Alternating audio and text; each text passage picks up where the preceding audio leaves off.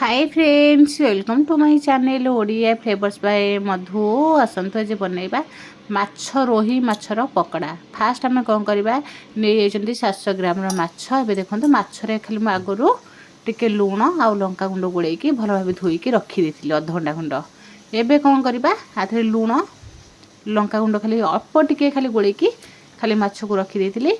एबे कौन करवा देखो एमती मोटा मोटा माछ नहीं आकु पकड़ा छाणा को बहुत बढ़िया लगे। एबे कौन करवा माछ को आम एमती रखीदे। एबे फास्ट कौन करवा आधे स्वाद अनुसार लुण पकेदबा। स्वाद अनुसार लुण पकई दे सारा पर एबे कौन करवा आधे पकेबा धनिया पाउडर टिके गोलमरिच पाउडर टिके पकेदेले। ता सहित आम पकेदेले रेड चिली पाउडर। एबे पकेदेले आम गरम मसला ता सहित टिके चिकेन मसला। जदि फिश मसला थी फिश मसला पकई पारे। जदि चिकेन मसला अच्छी ताले चिकेन मसला भी पकई पारे। एबे हम अदा रसुण पेस्ट 2 स्पून देकी आको भल भाव गोलेकी भल भाव या गोलेबा जेने माछ सहित भल भाव मैरिनेट हवा दरकार। एमती हेले माछ भितर मसलाटा पशिबो। जेतेबेले आम चिप्स खाइबा माछर पकड़ा खाइबा बिल्कुल भी हमरो साधा साधा लागिबो नाही। एबे देखंतु माछ को भल भाव आम गोले देले। गोले के आधे टिके हल्दी पाउडर पकेदेले। हल्दी पाउडर पकेके आउ टिके भल भाव गोले नबा। जेहेतु आम माछर पकड़ा बनाउछन टिके हल्दी पाउडर पकेले भल लागिबो। एबे आम पकेदेले कॉर्नफ्लोर। कॉर्नफ्लोर आम 3 स्पून कॉर्नफ्लोर पकईचंती। याको कॉर्नफ्लोर पकेके भल भाव गोले नबा।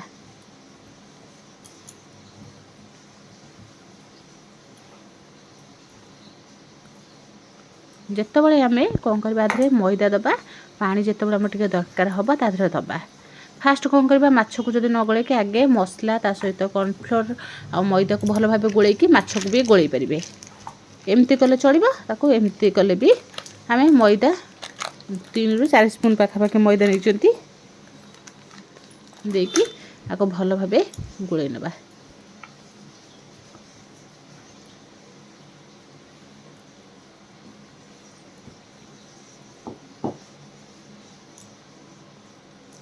एबे कौन करवा आधे टिके खाली कलर पाई कलर देले चलिबो नले नाही। जदि कलर अच्छी टिके पके देले भी कलर टिमती रे पकड़ा टिके कलर आसले बहुत भल लगे। किंतु आम देह पाई बिल्कुल भी भल नुहे कलर।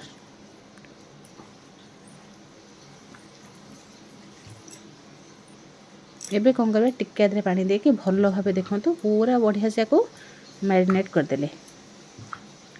एबे कौन करवा हाथ को टिके धोईदेबा। ता सहित आम कौन करवा धनिया पत्र और रसुण को टिके कंचा लंका ता सहित नहीं भल भाव छेचिदबा।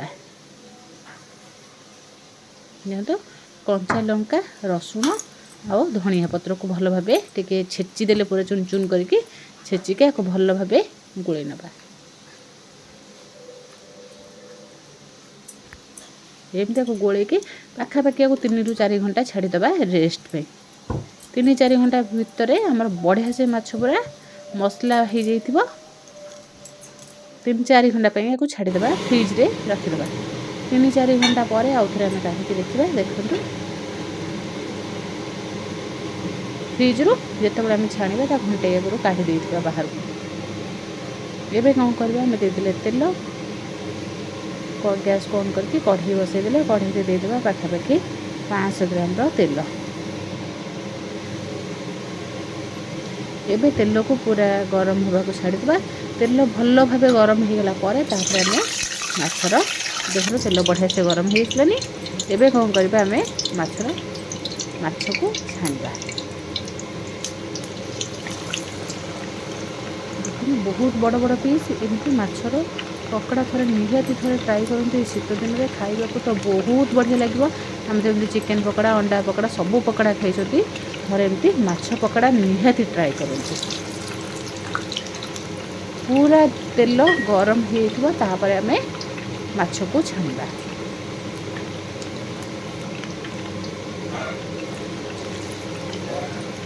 जितेबाला भी आम पकईबा के देखिए पकईबा कहीं माछ पीस बहुत बड़ बड़ अच्छी। जितेबाला भी पकईबा आम तेल से काले पड़ीज तेल।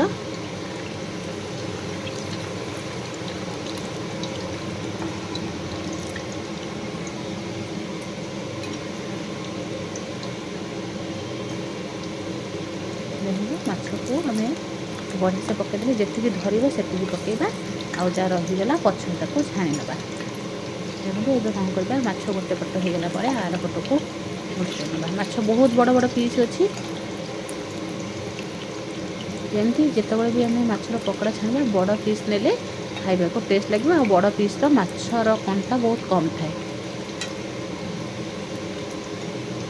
ये कौन करवा आपको भी पाखापाखि आम 5 ରୁ 7 मिनिट भल भाव या एमती छाणी नवा।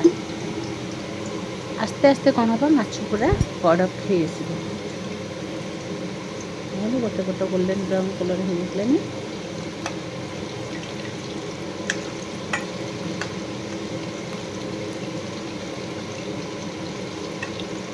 देखो आर पट को उल्टे नवा।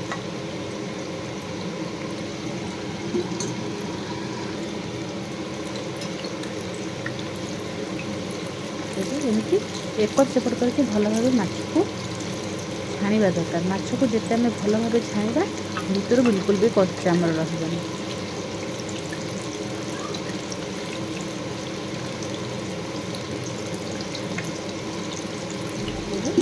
माछ पाखापाखि 10 मिनिट 10 ରୁ 12 मिनिट लगे माछ छाणापी।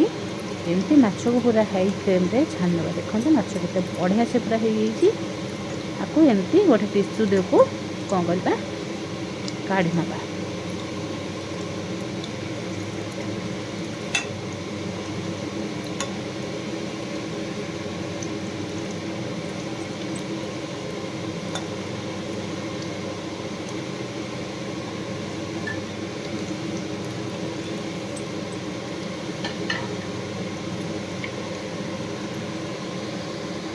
ये आमर माछ छणा पूरा रेडी है।